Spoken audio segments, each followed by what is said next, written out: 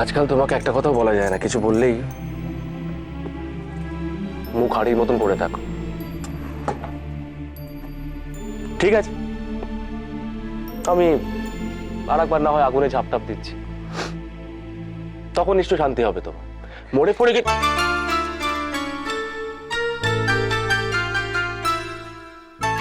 যা মুখে আসবে তাই বলবে না। আমাকে তো মানুষ বলেই মনে করো না। আমার মান অভিমান কিচ্ছু থাকতে পারে না। যদি এতটুকু অভিমান করি তো ছাড়ো, ছাড়ো আমাকে।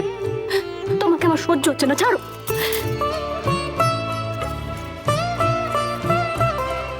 এইভাবে বুকে করে আঁকলে রাখবো আমি তোমাকে।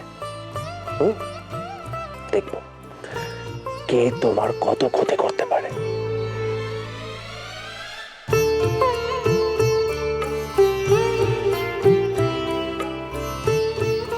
পাগলি মেয়ে একটা, কোনো বিপদ হবে না তোমার, আমি আছি তো।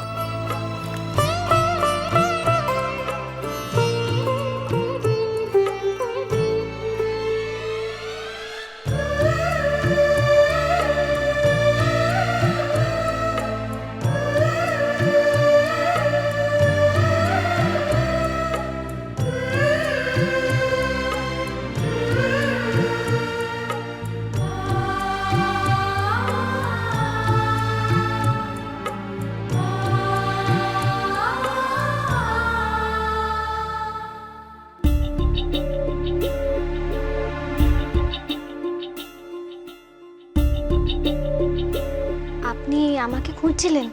হ্যাঁ হ্যাঁ, আসুন আসুন, বসুন। আমরা প্রথমেই আমাদের কাজের কথাটা সেরে নিই।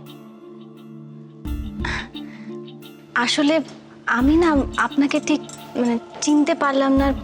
কি কাজের কথা আমি ঠিক না বুঝে উঠতে পারছি না। Sorry sorry sorry sorry, extremely sorry. তাই তো, আমার পরিচয় তো আপনাকে দেওয়া হয়নি। ম্যাডাম, এই যে সারা শহর জুড়ে আপনার এত পরিচিতি, এটা কিন্তু আমার জন্যে। নমস্কার। নমস্কার। ইউ জুয়েলার্সের হয়ে আপনি যে বিজ্ঞাপনের কাজটা করেছিলেন, সেটা আমাদের এজেন্সির করা। এবার নিশ্চয়ই আমাকে চিনতে অসুবিধা হচ্ছে না? কিন্তু সেই ব্যাপারে তো আর কোনো কথা থাকতে পারে না, সেটা তো অনেকদিন আগেই মিটে গেছে। না ম্যাডাম, কথা আছে বলেই তো আজ আসা। ওই একটার সেকেন্ড ফেজের কাজ শুরু হচ্ছে, আর মডেল হচ্ছেন আপনি, তাই সেই ব্যাপারেই।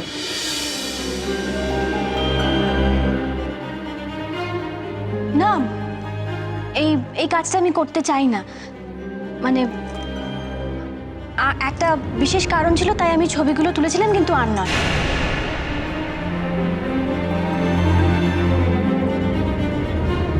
আর নয় বললে তো আর হবে না ম্যাডাম।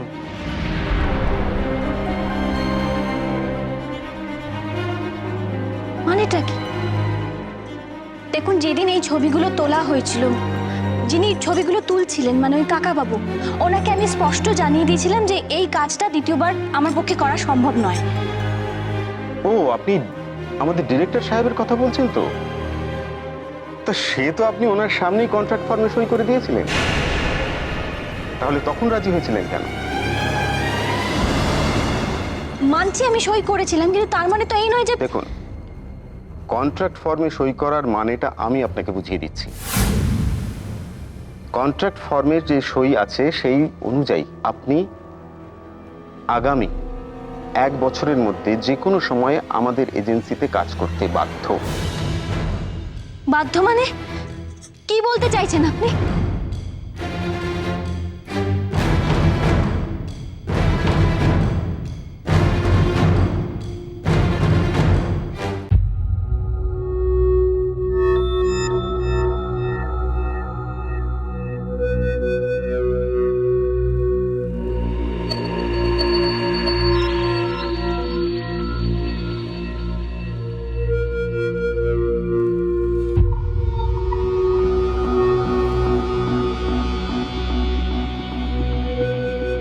নিজে নিয়ে নেবে নাকি সার্ভ করে দেবো?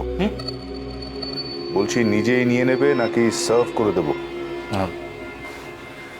আসলে স্যার, আদি, জাস্ট আদি। না মানে আমি তো বাড়ি থেকে খাবার নিয়ে আসি, তাই বাইরে খাওয়া হয় না। বুঝতেই পারছেন, বাড়ি থেকেও একজন যত্ন করে খাবারটা বানিয়ে দেয়। আজ নয়, অন্য আরেকদিন নিশ্চয়ই খাবো। লাঞ্চ বক্স কোথায়? এটাই?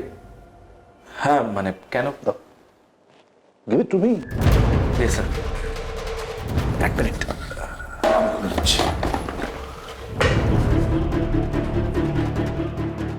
বলো, কি বলছিল বলো। আমি ভেবেছিলাম যে আপনার সঙ্গে কথা বলেই আমি ক্যান্টিনে চলে যাব, কারণ ওখানে আমার কলিগরা ওয়েট করছে। তো তো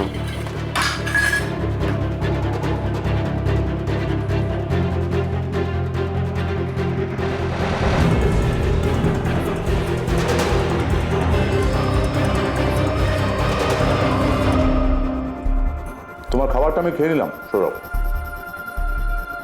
আসলে কি জানো, এই বাড়ির খাবার খেতে আমার খুব ভালো লাগে। বাড়ির খাবারের স্বাদটা একটু অন্যরকম, আলাদা, সবার থেকে আলাদা। সবার কপালে তো আর সচরাচর জোটে না।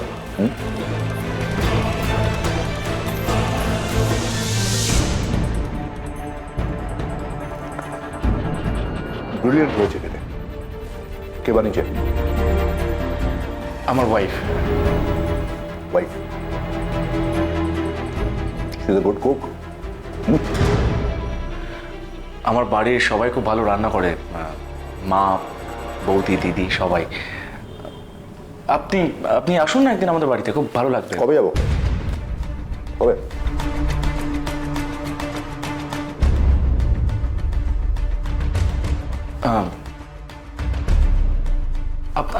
আপনার যেদিন সুবিধা হবে।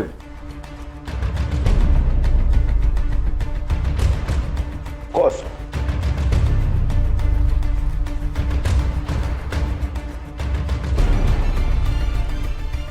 তোমাকে আমার সত্যি খুব পছন্দ হয়েছে সৌরভ। আসলে আমাদের ওয়েভলেন্থটা ম্যাচ করে গেছে। আর এটা কখন হয় জানো? যখন দুটো লোকের মধ্যে একটা কমন ফ্যাক্টর থাকে।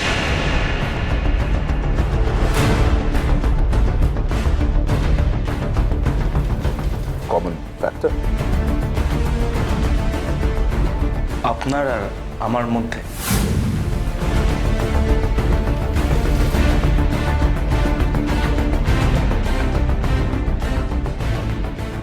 হ্যাঁ সৌরভ মৈত্র, আমার আর তোমার মধ্যে একটা যোগসূত্র আছে, আলো। আলো মৈত্র নাকি আলো লাহিড়ী?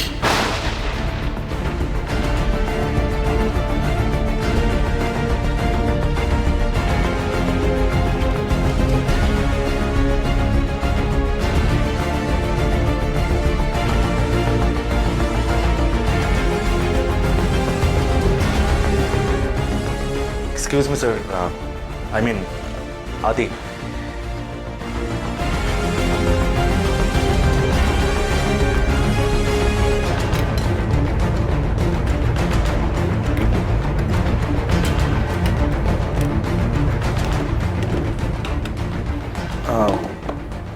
আমি তাহলে বরং ক্যান্টিনে কি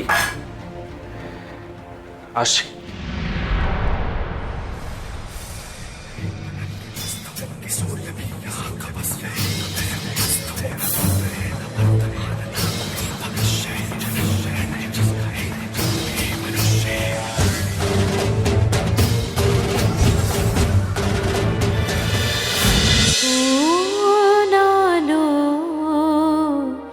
লাগলো চোখে